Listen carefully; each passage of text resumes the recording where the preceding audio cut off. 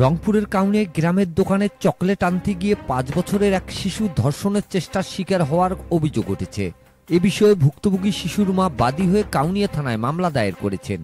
উপজেলার টেপামধুপুর ইউনিয়নের বাজেমস্কুর গ্রামে অভিযুক্ত অবিবাহিত যুবক সাজু মিয়া বাড়ির সামনে দোকান করেন। শুক্রবার নামাজের সময় সাজুর বাড়িতে পরিবারের কোনো সদস্য ছিল না। দুপুরে তার দোকানে চকলেট কিনতে যায় প্রতিবেশী 5 বছরের এক শিশু। এ সময় শিশুটিকে একা পেয়ে বাড়ির ভিতরে নিয়ে গিয়ে চকলেট দেওয়ার লোভ দেখিয়ে পরনের প্যান্ট খুলে ধর্ষণ করার চেষ্টা করেন সাজু মিয়া।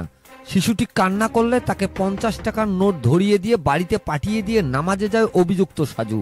শিশুটি কান্না করতে করতে বাড়ি ফিরে তার মাকে জানায়। পরে জাতীয় জরুরি সেবা 999-এ খবর পেয়ে পুলিশ ঘটনাস্থলে গিয়ে ঘটনার প্রাথমিক সত্যতা পায় এবং রাতেই শিশুটির মা বাদী হয়ে সাজু মিয়াকে আসামি করে ধর্ষণ চেষ্টার ধারায় কাউনিয়া থানায় মামলা দায়ের করেন। অভিযুক্ত অবিবাহিত যুবক সাজু মিয়া উপজেলার টেপামধুপুর ইউনিয়নের বাজেমস্কুর গ্রামের শুক্কুর আলীর ছেলে।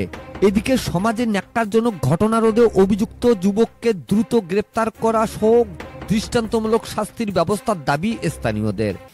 আমরা ন্যায় বিচার চাবো। আরও মায়ের সন্তান আছে, তাদের যে এরকম দুর্ঘটনা যাতে না হয়, এর জন্য আমরা কঠিন শাস্তি চাই আর কি। শাস্তি হিসেবে চাই, কারণ এরকম অন্য জায়গায় না ঘটে।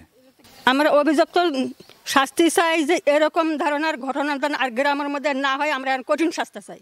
Mizanur Rahman, DRS news.